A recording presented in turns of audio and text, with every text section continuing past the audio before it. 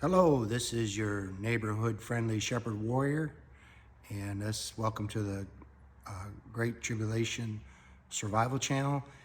And today I want to talk to you about the mark of the beast. Now, there's a lot of people that have an opinion about this, but I want to look at what the word definition means for the mark of the beast. But before I talk about the mark itself, I want to kind of look at these scriptures here. Began at verse 11, Revelation chapter 13. And I beheld another beast coming up out of the earth, and he had two horns like a lamb, and he spake as a dragon. Okay, horns in scripture and prophecy represent political power. If you go back to Daniel chapter 8, it talks about the ram with two horns representing the Mede-Persia Empire, and then the goat with one horn, which represented the Alexander Great Empire. Okay, Alexander was the leader, political leader of his empire, and he had no other competition. Where the Mede-Persia Empire consisted of two kingdoms in one. So this beast, the second beast that rises up out of the earth, is a two-party system, like Democrats and Republicans. Now, the beast itself is a political system, because if you again go back to Daniel chapter 7, there are four beasts that are mentioned there. The lion, the bear, and the leopard.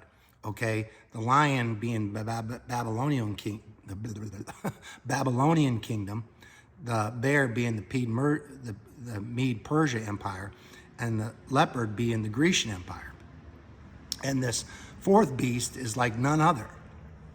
Daniel said it's not even recognizable because it's something in the future, something that's so different than what he's used to seeing in the world history at that time. So anyhow, so this beast, the second beast, rises up, and he deceiveth all them that dwell on the earth by the means of those miracles. Verse 14. And which had power to do in the sight of the beast, saying to them that dwell on the earth that they should make an image. An image is like it's a representation of the governmental beast system, of the system itself. So it represents all the authority and power of the system itself, the image of it, all right? Like in the Old Testament, when they made an image of their God, it was a little statue of gold or silver, and it represented the God. It wasn't the God itself, but it was the representation of the God. Well, in the New Testament, this image, this likeness, this statue, profile, how you ever want to call it, it's a representation of the system itself. And it has the ability, he says, and he had the power to give life unto the image. So it's a living image. It's an image that seems to have life to it, okay? Not in the sense of human life or animal life, but it has a life of its own. And the image of the beast should both speak and cause that as many would not worship the image of the beast should be killed. So if you don't submit to this image of the beast, the system, the image of the system, you'll be put to death, okay? So you'll be considered a renegade, a criminal, a terrorist, whatever they label you. If you don't conform to what this image is demanding of you as it speaks or as it gives information, and that's a voice, emit sound, to speak, to utter, articulate, to speak, to use words, and declare one's mind and disclose one's thoughts, to preach, to say, to speak. So it's a form that talks about issuing commands, really. That's what it's about. So if you don't submit to these demands of this system, of this image, which I believe is going to be a supercomputer controlled by AI, doesn't say that here, but with today's modern technology and what everything's happening in our world, converging into a centralized AI-controlled system, you got DARPA, you got NSA, you got all these spy agencies, you got all these computerized cell phones, computerized cars. Everything's being recorded, everything's being documented. Our texts, our speech, our cameras everywhere, in the cities and at intersections, on the highways. So we're being monitored 24/7, and they'll need a centralized beast or image computerized system to process it all and keep track of it all. That's why they're trying to get your DNA, they're trying to get your biometrics, they're trying to get your face scan. All this stuff is happening, and so they can create a map of you digitally. All right, so they can, they got, now your refrigerator, your smart refrigerator, your Wi-Fi systems. They're actually mapping your house. They're putting out radio frequencies that operate like radar, and they just map your whole house out. They know every room.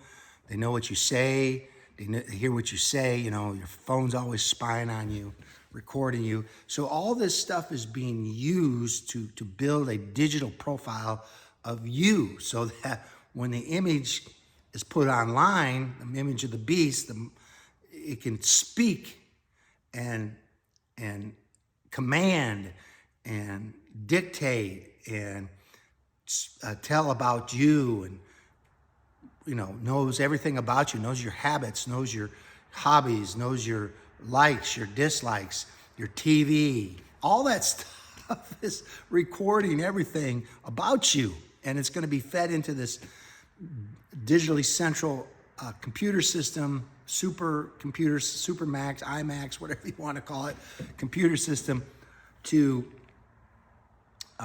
build a digital map of you, and they will control you through this image of the beast, because that's what it says. He says if you don't worship the beast, you'll be killed. As many as would not worship it. Worship is bowing down to. It's pledging yourself to, and reverencing it and obeying it.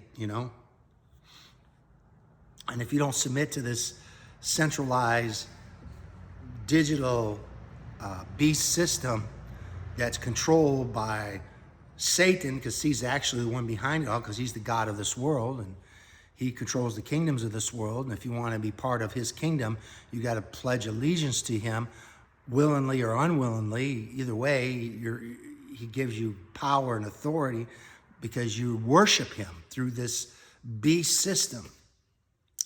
And he calls us all, both small, great, rich, and poor, free and bond, to receive a mark in their right hand or their foreheads. And people have tried to spiritualize this mark as if it's not a physical mark, but it is a physical mark. If you look at the word mark, it means scratch. So it means, that's the primary definition, to scratch, or to etch, or to stamp. So if you're walking through the woods and you brush up against a thorny bush and you get a scratch, that's going to leave a mark. Okay, that's going to leave a mark.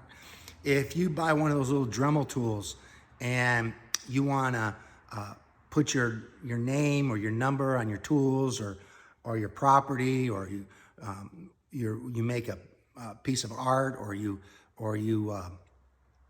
build a piece of furniture or whatever, and you want to leave your signature or your mark upon that tool or upon that product that you made, or whatever, you just engrave your mark on that product or on that tool, and it identifies you as being the owner. All right. So, and if you look at the Thayer's definition, it says a stamp or an imprint mark. An imprint This is a physical mark, okay? This is not a mark of your soul or something just in your mind or just something, or a dollar bill. I have the people said it's a dollar. You know, you take a dollar and it's got all the images of the secret societies on the back, and that dollar represents that mark. Well, the mark is not that. The dollar is not an etching or a stamp or a brand, because that's what there says. The mark stamped on the forehead or the right hand as the badge of the followers of the Antichrist. The mark branded upon horses. So it's like a brand. I think it's going to be a tattoo myself, because like a QR code or a barcode, it's not going to be this big old tattoo that everybody can see by looking at it on your forehead or your hand, but it's possibly going to be with invisible ink, or possibly so small that only a camera or a scanner can read it. All right? So it's not going to be this big thing plastered on your head that everybody's going to see. I could be wrong. It might be. I don't know. But the point is, it's an etching, scratch, stamp, brand that's put in your right hand or your forehead. It's going to be, and look what it's used for. It's used to buy and sell. He says he causes all, both small and great, rich and poor, free and bond, doesn't matter, in jail or not in jail, free or part of the United States or not, to receive a mark in their right hand or their foreheads, and that no man may buy or sell. Buy, that means to go to market, to purchase, to redeem, to trade, to buy or sell. Okay? So it's a mark or an identification that gives you permission to conduct commerce, to go to the store, to buy gasoline, to pay your bills. Okay? And when you stop and think about this, folks, everything's happening. Everything's coming to an head. We have artificial intelligence that's going to eliminate millions of people's jobs, mostly white-collar jobs. What are these people going to do for income? Who's going to take care of them? Who's going to feed them? Who's going to house them? How's that going to happen? You have deficits, unsurmountable deficits that are creating hyperinflation scenarios. Our money is being devalued every day. They print billions of more dollars, all right, for their pet projects. So inflation is destroying the purchasing power of our money. Debt is destroying the purchasing power of our money because they have to print more money. So you have that happening. You have this great big push for UBI, Universal Basic Income. You have a great big push for digital ID. They want to give you a digital ID to go along with all the mapping they're doing through their technology. So we're at the precipice of a monetary reset type collapse, okay? Because all the nations are in debt. And with artificial intelligence, it's going to eliminate millions of jobs. And people, can't even afford a home these days. So it's going to have, the whole system's got to be reset. And in order to be participant in that new system, you're going to have to take this mark of the beast. All right? You're going to have to take the mark of the beast. So this video is trying to get you to understand that the mark of the beast is a literal mark that they're going to put in your right hand or your forehead, stamp it, etch it, tattoo it, however they do it, to allow you to conduct commerce, all right? And we can see it all coming to a head, and who knows? This Iran war might be the catalyst that pushes us over the edge. I don't know. All I know is what the Bible says. So don't be deceived. Because if somebody tells you it's some mystical mark, or it's not a literal mark in your right hand or your forehead to buy groceries or to buy gasoline or to pay your bills, if someone says, no, that ain't the mark of the beast, then you're going to be deceived into taking the mark. And if you take the mark of the beast, you cannot in any way be saved. You can't enter into the kingdom of heaven. All right? You're bowing and pledging your allegiance to Satan, willingly or unwillingly. All right? Because you have submitted yourself to that monetary system that's going to come into being in the very near future. So, hey, take it or leave it. I don't want you to be deceived. I don't want you to be lost. All right? This has been your neighborhood friendly shepherd warrior, and we'll see you on the next one. God bless. Bye.